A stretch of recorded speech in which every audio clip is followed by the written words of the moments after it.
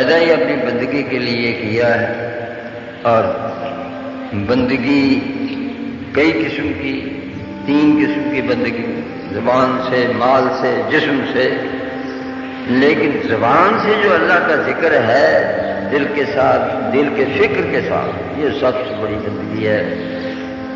اللہ اکبر۔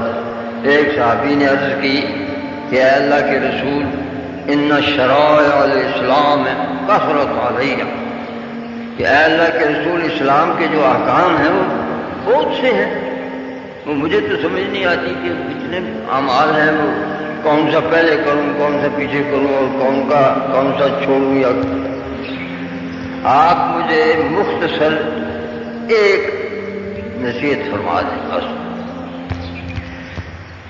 فرمایا لا یزال لسانک رطبا بذکر اللہ، تیری زبان 24 گھنٹے اللہ کے ذکر میں تر رہنی چاہیے۔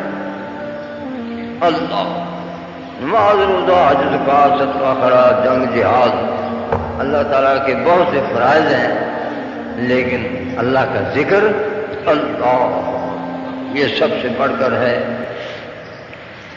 ایک صحابی کہتا ہے کہ جہاد سے بھی زیادہ بہتر ہے؟ فرمایا ہاں۔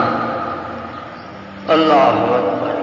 وَإِن ضَرَبَ بِسَيْفِهِ حَتَّى يَنْقَطِعَ، اگر مجاہد اتنی تلوار چلائے کہ تلوار چلاتے چلاتے وہ ٹوٹ جائے،